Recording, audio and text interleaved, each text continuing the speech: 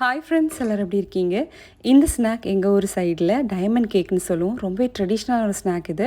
இது எப்படி பண்ண பார்க்கலாம். ஃபஸ்ட்டு ஒரு பவுலில் 2 முட்டையை எடுத்து ஒன்றா உடச்சி நல்லா பீட் பண்ணி எடுத்துடலாம். இந்த ஸ்நாக் ஸ்வீட்டாக தான் இருக்கும். ஸோ சுகர் சேர்க்க போகிறேன். நான் எனக்கு வந்து 1 கப் சுகர் எடுத்திருக்கேன் 2 முட்டைக்கு. இந்த குவான்டிட்டி கரெக்டாக இருந்துச்சு எங்களுக்கு. உங்களுக்கு சுகர் கம்மி பண்ணணும்னா கம்மி பண்ணிக்கோங்க. இப்போ 2-3 ஏலக்காவை நல்லா க்ரஷ் பண்ணிவிட்டு தோலை ரிமூவ் பண்ணி உள்ளே இருக்கும்ல அதை மட்டும் இது கூட சேர்த்துடலாம். இந்த ஸ்நாக் ஆக்சுவலாக மைதா மாவில் தான் பண்ணுவாங்க. ஆனால் நான் வந்து கோதுமை மாவு இருக்குல்ல, சப்பாத்தி மாவில் தான் பண்ணுவேன். ஸோ 2 கப் சப்பாத்தி மாவு சேர்க்க போகிறேன். ஃபஸ்ட்டு 1 கப் சப்பாத்தி மாவு சேர்த்து நல்லா மிக்ஸ் பண்ணிவிட்டு அதுக்கப்புறம் இன்னொரு கப் சேர்த்துருக்கேன். ஆக்சுவலாக கை வச்சு மிக்ஸ் பண்ணால் இன்னும் பெட்டராக இருக்கும். இப்போ இதில் ஒரு பிஞ்ச் அளவுக்கு சோடா உப்பு சேர்த்துட்டு நல்லா மிக்ஸ் பண்ணி விட்டுறலாம். நெய் வந்து 2 டேபிள் ஸ்பூன் அளவு சேர்த்துருக்கேன். ஆனால் கொஞ்சம் கொஞ்சமாக சேர்த்து கையை வச்சு நல்லா மிக்ஸ் பண்ணி விட்டுருங்க. தண்ணி எதுவுமே சேர்க்கக்கூடாது. தண்ணி சேர்க்காமலே இந்த கன்சிஸ்டன்சியில் நல்லா மிக்ஸ் பண்ணி எடுத்துடலாம்.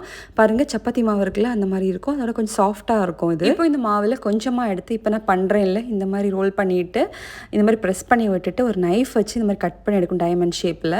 இது டைமண்ட் ஷேப்பில் இருக்கிறதுனால தான் இதுக்கு பேர் டைமண்ட் கேக். நான் சின்ன வயசில் இருக்கும்போது எங்கள் ஊரில் என்ன ஃபெஸ்டிவல் வந்தாலுமே எல்லா வீட்லேயும் இந்த ஸ்நாக் இருக்கும்.